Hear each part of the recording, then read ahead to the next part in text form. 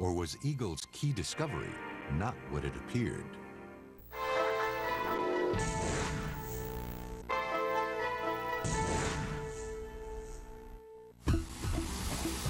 In the field, Sandra Anderson and her cadaver dog Eagle demonstrate an astounding ability to find even the faintest traces of blood and human remains.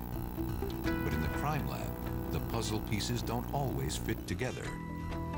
In the Azizul Islam case, the saw Eagle found is shown to bear the blood of someone other than the victim. In the case where he found bone shards in a creek bed, when the DNA results come in, investigators get another surprise. It was discovered that this was not, in fact, a match to the bones of Mr. Kanja, and now we have a second quandary to find out where that bone came from and who else may be missing. Investigators believe that Eagle is so good, he's found the remains of a victim they aren't even looking for. Anderson and Eagle continue to be in high demand. Their next case takes them in search of Stephen Clark, who's been missing for 3 years. Police believe they know where he's buried. She goes onto the grounds of this industrial area, the business property of Stresscon, with Eagle. Amid 33 acres of rubble, Eagle homes in and finds 3 bone fragments. But once again, DNA testing shows that the bones aren't from the victim. In fact, they're from 2 different people. On their next case, the mystery only deepens. The body of Elizabeth Coots has been missing for a year when the family calls in Eagle and Anderson. And hopefully, with a little help, I think, from above, we can give some closure to this wonderful family. Sure enough, Eagle scores a grim find, a finger bone. But as it turns out, it belonged to a man. Once again, Eagle's discovery seems to make no sense. That same month, no bullet, no gun, no shell casing either, and no witness description. It's been a weekend of many questions and few answers for the Lansing police. Bernita White's body had been left in plain sight, but the bullet that killed her is nowhere to be found. The 2 dogs had completed their search.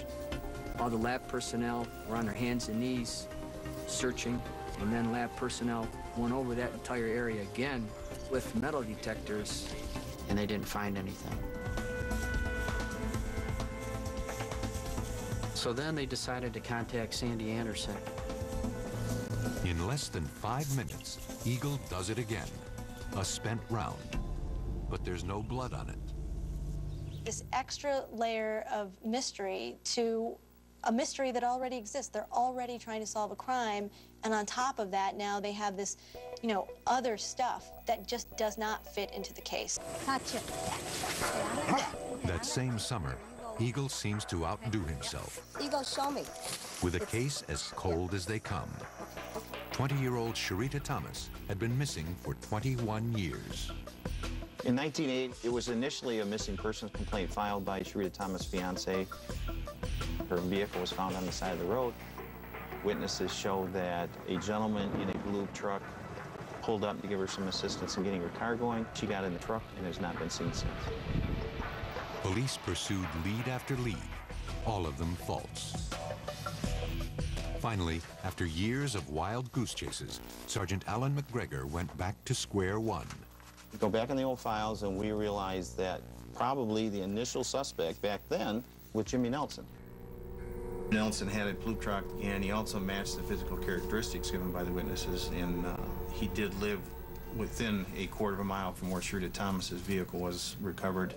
He had hunting property approximately 1 mile from where Sharita Thomas's car was found. It was a very large area. We had narrowed it down to approximately 2 football fields. Well, if you ever heard the saying, like a needle in a haystack, I think this was tenfold that. It was 21 years since Sharita Thomas was last seen, so we knew we were up against some pretty stiff odds going out there. But the FBI gives McGregor fresh hope, courtesy of a famous dog and handler who had earned the Bureau's trust. The FBI had used Sandra Anderson previously to this, and they said that she was the best in the business. From June 2001 through April 2002, Anderson visits the Huron National Forest 5 times and turns up an apparent windfall of evidence. Every time Sandra Anderson come up here, she'd find bones, human bones. She would find jewelry. She would find pieces of clothing. Like the whole case was coming together. There's a lot of jubilation. The culmination of 20 years of hard police work is coming to fruition. Just a matter of matching the DNA up and making the arrest, and we had this case done. Slam dunk. But months later, investigators are in for a huge disappointment. The results come back as these bones do not belong to Sharita Thomas. In fact, the bones came back as different DNA from each other. Unaware of Anderson's previous troubles, investigators give her the benefit of the doubt and start searching for a logical explanation. We looked in the archives and found out that there were 3 other missing people up in that exact area. 2 young girls from 1969 and a young man from the early 1970s. We found a necklace that had some type of hair on it, and that hair turned out to be mink hair. One of the girls was wearing a mink coat. So now all of our cases over all the years are coming to this one spot here in the Huron National Forest, and Sandy's finding evidence for all of them. Basically, you know, we're thinking here we got a serial killer body dumping ground or something in the middle of the Huron National Forest. Bam. Good boy. Good boy. Okay. Chop, chop. The cops are not talking to each other in a lot of the cases. You know, they're sort of dealing with their own mess, you know, that they've been left with. But that's about to change with a case in Proud Lake, Michigan that started with a robbery confession. The criminal informant led the deputy out to this area, and this is where him and the other main suspect had placed the cash registers. Then, the informant reveals a bigger secret about another suspect, Robert Pickering. The criminal informant then elaborated that his partner in crime had confessed to him about killing a person and burying the bones. But he doesn't know where. You got a big one there, huh? So we contacted Sandy Anderson, and on the first search, she found human bones. First search. Any investigator would tell you, especially in a cold case, when someone is able to provide you with a new lead, it's very uplifting. It's a good feeling because it doesn't happen often. Over 2 searches, Eagle discovers more than 20 bones. I think we found something. When Anderson is too busy for a 3rd search, the state police canine unit is called in. Rick Hitu and his partner combed the same grounds as Eagle had and didn't find a clue. It was a sore spot. You go out and you work and you work and you work for hours, come up with nothing.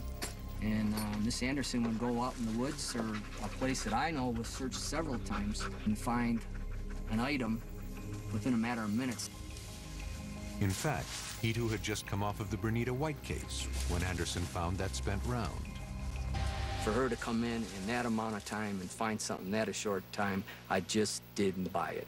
And that's why we finally decided when Sergeant Nutt was working a case that we would give him the heads up. You know, I understood what they were telling me. They were saying, hey, we don't think that, you know, she's on the up and up, and to watch Sandy on the next search. Weeks later, Anderson would return to Proud Lake. And this time, Nutt was not going to let her out of his sight.